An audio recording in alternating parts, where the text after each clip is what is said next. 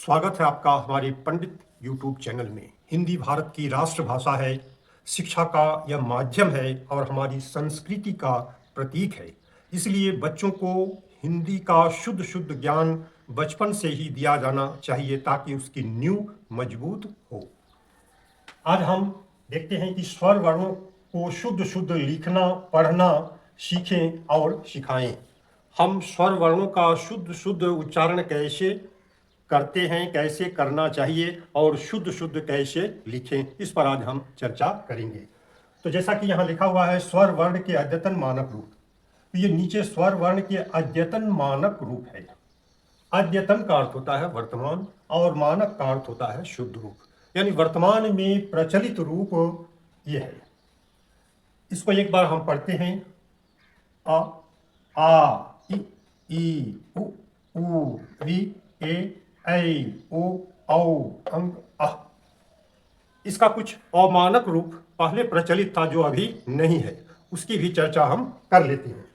तो अ का अमानक रूप पहले इस तरह से अ लिखा जाता था और आ इस तरह से लिखा जाता था। तो ये अमानक रूप है जो आज प्रचलित नहीं है, इसे नहीं सिखाना चाहिए। और जितने रूप हैं ये सभी मानक रूप हैं। स्वर वर्णों के ऊपर शिरोरेखा दी जाती है, यानी प्रत्येक वर्णों के ऊपर शिरोरेखा। शिरोरेखा का अर्थ होता है उसके सिर पर एक रेखा खींची जाती है। तो प्रत्येक वर्णों के ऊपर शिरोरेखा देना आवश्यक है। अब हम इसका मानक उच्चारण सीखेंगे। इसका जो है सुर के साथ, सुर के उतार चढ़ाव के साथ इसका शुद्ध शुद्ध उच्चारण सीखेंगे। तो सबसे पहले हम आ को लेते हैं।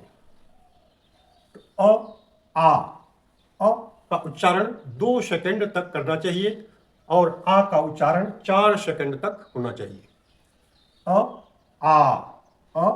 आ। इसका अमानक उच्चारण कैसा है, यानी बहुत सारे स्कूल में क्या पढ़ाया जाता है, आ, जो गलत है। ये बच्चों के बुनियाद को खराब कर देता है। इसलिए इसको क्या पढ़ना चाहिए, इसका शुद्ध उच्चारण आ। अब हम ई पर विचार करते हैं। ई इसका उच्चारण जो है स्कूल में कैसे सिखाया जाता है, छोटी ई, बड़ी ई। लेकिन छोटी ई के उच्चारण के साथ उसको नहीं बताया जाता है, यानी छोटी का मतलब होता है कि बहुत कम समय में उसका उच्चारण होना चाहिए, और बड़ी का मतलब होता है कि कुछ उससे दुगुने समय में उसका उच्चारण होना चाहिए।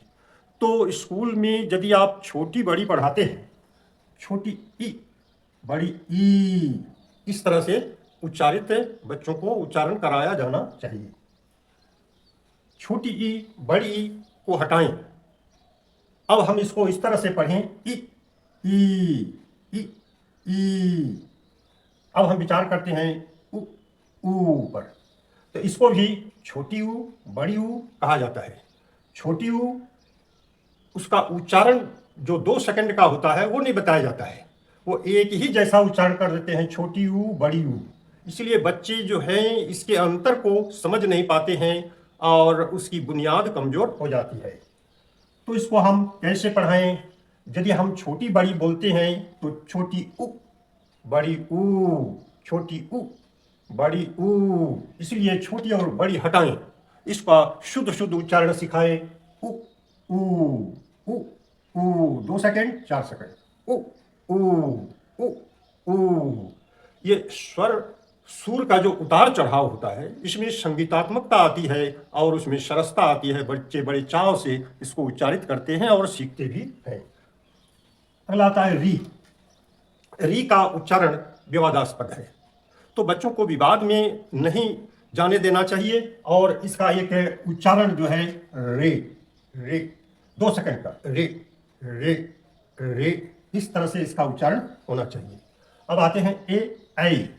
तो इसको कहीं कहीं पढ़ा दिया जाता है ए, जो गलत है।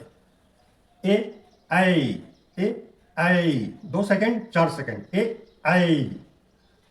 अब इसको लेते हैं, इसको भी पढ़ा दिया जाता है ओ, जो गलत है।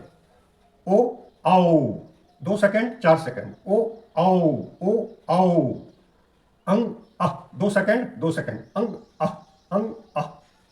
अब हम इसको सुर लहर के साथ, इसको सुर के उतार चढ़ाव के साथ पढ़ते हैं, ताकि इसमें संगीत का गुण आ जाए और उसमें सरसता आ जाए, बच्चों की रुचि इस पर बढ़े और वह तुरंत सीख जाए। यह हम कैसे पढ़ाएं ताकि वह तुरंत सीख जाए। अब हम इसको पढ़ाते हैं अ आ ई उ री ए ऐ ओ औ अंग अ। फिर से दोहराते हैं अ आ ई उ री ए ऐ ओ औ अंग अ।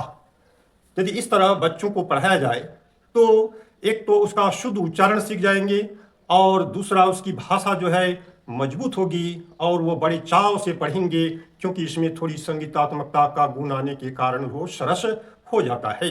धन्यवाद।